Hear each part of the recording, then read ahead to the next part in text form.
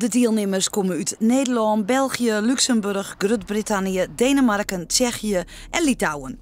In totaal doggen er 27 deelnemers mee die het 9 verschillende opjeftes uitvieren moeten. Het gaat erbij vooral om precisie.